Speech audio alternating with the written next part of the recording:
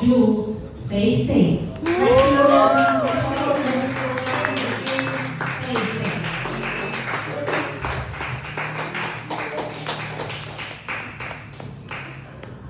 That's the most money I've done for a long time. Do you guys know if I sit down standing? Because I'm getting a bit old. And sometimes when you're old, things like standing up are hard. So I've got to read this because I've only just written it and I might change some of it, so be ready for anything. Can I just say, the ice cream vans around here are not noisy, aren't they? Might be an ambulance crew, I don't know. I've seen two ice cream vans going around and I'm like, oh. Anywho. So, yes, I'm old. My wife's confirmed this for me. Yeah, I am lesbian. The haircut should have given you a warning. It's a number 3 lesbian haircut from my hairdresser. She's actually pointed out that I'm going to be 60 in March, which I thought was a bit of a joke, because I know I'm only 35. But apparently, we got married the week before my 40th, so I can't be 35. I used to like to tell people that, yeah, I got married before I was 40, just in case I thought I was a bit of a loser in life. And now I've been married for so long, I guess I'm the winner. It took over 20 years of us being together to persuade my wife that we needed a cat in the house. Now she was brought up with always being a family dog, hanging around. Various dogs, but still a dog. And I always brought up having a cat.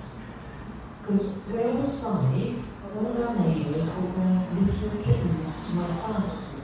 And there was one little black kitten, and he was the most beautiful thing I'd ever seen. I ran home, which was the second time I've run, this time and then, and I said to my mum, please, he's only small, and he's free, and he's gorgeous, and my mum was like, no. Please, Mum. No. And you know how mums get, it's like, no. Every kind of no that you can think of, they know. After quite a lot of asking, we got the golden words. Ask your father. Everyone knows that that's the best thing to hear. Especially as it was a Friday, and my dad used to come home from school or work in his place, drunk as a skunk on a Friday, because it was the end of the week and it was the beginning of the drink. So I was there ready. I was ready right at the door, key in the door. Dad, please allow the kitten. They're going free and it's given away and we're only just down the road and you're gonna. And before I could get a second breath, and before my mum could get there, he was like, of course you can, darling, as he's patting me on the head into the middle of next week. So that's how I got my first cat, which was the one that loved my mum and barely tolerated me. So my wife and I went cat hunting, and I don't know if you guys have ever tried getting a cat from a shelter. It's not the easiest thing on earth. They like to say no. I thought I was talking to my mother again. Honestly, it was like, right, we want an indoor cat because we know we live in a dangerous area, and we don't mind if it ain't got any, like, lifespan on it, or if it's really ill. We'll look after it, we'll love it, we'll keep it at home. No, you live too close to a busy road. Yeah, that's why we want an indoor cat. No, you live too close. What the fuck do you have to tell them to get a cat from a bloody charity thing? We're willing to pay them money and everything. So there we are. No, is the answer. And I didn't have my dad there to beg 40 moment. So I thought, that's it. No more. No. My wife, who I had to persuade really hard for 20 odd years about a cat, went on the lookout in local ads. Now I asked someone to look at a kitten again because I love cats, and I think everyone needs to give a cat a home. They're not unlucky, well, unless they live with some people, and as they leave town. Now, somehow, she found a house in Bradford that had a 3 people missing. 2 boys and a girl. There was a slightly older one, a shy one, and a girl. So we decided we were going to take both boys to be owls, and as soon as their 10 weeks life with mummy was over, they could come home with us. So yeah, we've got 2 cats, and they do identify as boys, but they are in fact gender neutral. The shy one is now an adventurous mission.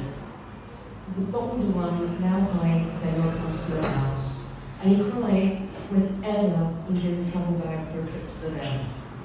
But I can't blame him for that, because I'm very similar when I'm in the car on a travel visit to the dentist. We relate. So, we've got 2 very Yorkshire cats. Not only do we know this from their birthplace of Bradford, but the real kicker is they will only eat their evening meal if it's covered in gravy.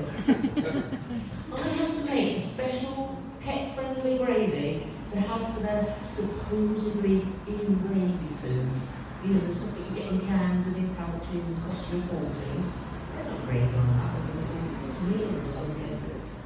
And also, their meal has to have the right thickness of gravy. Now, they don't want pudding, but they don't want that thin stuff you get down south. And it's really a very difficult thing. So it has to be enough for them to be able to slur and thick enough to stick to the meat. I think a lot of boys can relate to that. So, Yorkshire cats. One's fluffy, the other's very sleek. Fluffy is called Woody, and he's the shy one, and he's a mummy's boy. And he tells me he loves me, well, I think that's what he says, at 4:30 every morning when he's nails, he goes, "Aww." Now, I sleep through it because I can sleep. My wife wakes up. Frustrating her, really. Sleep ninja is called Ewood. Oh my God, is he a tart. The names totally fit because it's Woody. Ewood. Ewood, Woody. So, yeah, Yorkshire cats, what can I say? It is the future. Thank you.